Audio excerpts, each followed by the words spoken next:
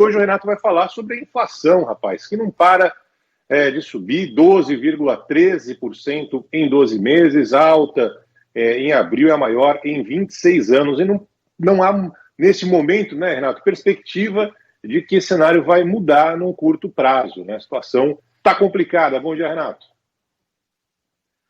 Bom dia, Barão. Gostaria de ter notícias melhores, mas como sempre está bem difícil dar notícias boas aqui sobre o impacto que algumas mudanças na economia têm feito no bolso do brasileiro, no carrinho de compra do brasileiro. Acabou de sair hoje, notícia super quente, o resultado do IPCA foi o maior para o mês de abril desde 1996. A gente tem acompanhado aqui na Band News que mês após mês nós estamos batendo recordes aí nessa comparação de desde quando nós tivemos uma alta tão grande nos preços. Esse mês, o vilão aí foi o leite longa-vida, com um crescimento de 10% de um mês para o outro.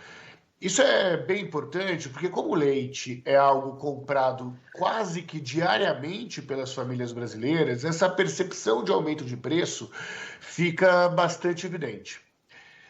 Quando a gente olha que o que cresceu foi o aumento do preço de alimentos como um todo, foi seguido pelo preço dos combustíveis, do gás e tudo mais, mas o primeiro foi o aumento do preço dos alimentos. A gente sabe que isso impacta exatamente aqueles brasileiros, Barão, que mais pobres. Aqueles brasileiros onde a cesta de gastos, né, o total de gastos por mês, ou o maior peso no orçamento familiar, está exatamente nos itens básicos que mantém a sua família comendo. Isso ajuda, por exemplo, a explicar o porquê que o carrinho do brasileiro está cada vez menor, ajuda a explicar por que que esse é o primeiro governo na história onde, com o preço do salário mínimo, se compra menos do que se comprava antes do final do governo, ou seja, você compara o que o salário mínimo conseguia comprar da cesta básica há 4 anos atrás com agora, a gente vê que hoje se compra menos do que há 4 anos atrás, e isso também ajuda a explicar a dificuldade que o atual governo tem de ter uma intenção de voto maior nessa parcela mais pobre da população brasileira. O motivo é muito simples: o brasileiro está comendo menos graças à inflação.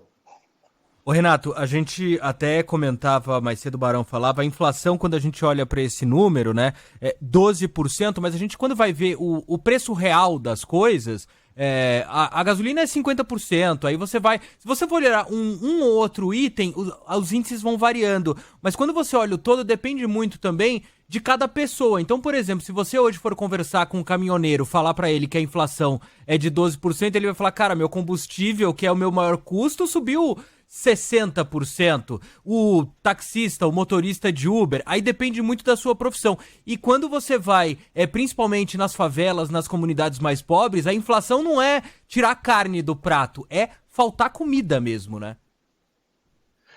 Exatamente isso, Madaró. O IBGE já separa por grupos de renda o peso que cada um tem.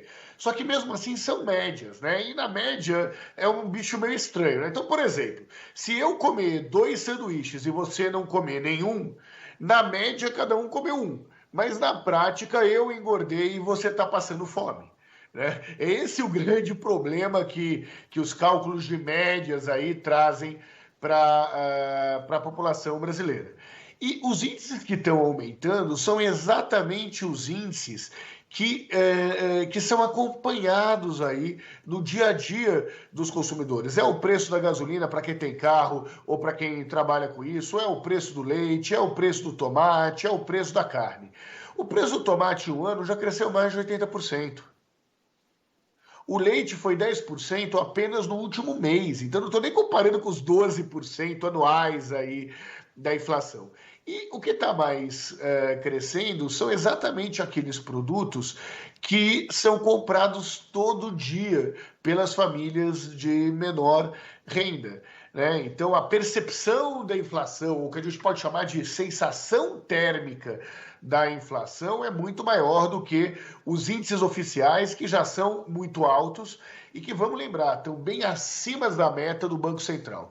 A existência do Banco Central se justifica basicamente por uma função: controlar o preço da inflação.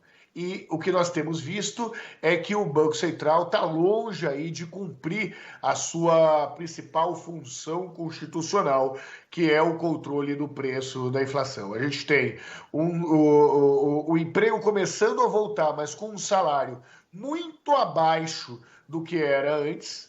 Nós temos um salário mínimo que não conseguiu nem repor a inflação. Hoje, você compra menos produtos da cesta básica com o salário mínimo do que você comprava há 4 anos atrás. E um Banco Central que não consegue controlar esse, que sem dúvida nenhuma é o maior vilão aí da renda da população mais pobre do Brasil, que é a inflação. Tá muito difícil ter alguma notícia positiva. Talvez a única notícia positiva foi a queda do preço da energia elétrica, na medida em que aquela banda tarifária, aquela taxa extra cobrado graças à estação hídrica, que era cobrado aí desde o final do ano passado, saiu hoje, deixou de existir hoje com o aumento das chuvas e dos reservatórios, né? Essa é a única atitude aí que fez a inflação não disparar ainda mais do que nós pudemos observar nessa divulgação feita pelo IBGE.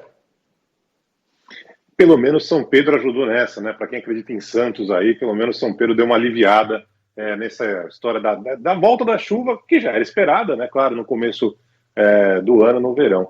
Mas, como o Renato falou, tá complicada a situação, e o que mais me pega é que a perspectiva, num cenário do curto prazo, né? Já que a guerra na Ucrânia continua, a pandemia fechando, portos importantes em Xangai, na China, ou seja, o cenário não é nada positivo. Renato, a gente volta a conversar na próxima semana, uma edição extraordinária. Um grande abraço para você, até a próxima, Renato. Um abração, Barão, um abração, Badaró. E a mensagem que fica para os ouvintes da Band News é uma mensagem muito clara, né? Vamos rezar, porque os santos podem ajudar, mas infelizmente os economistas e os políticos não estão fazendo a sua parte.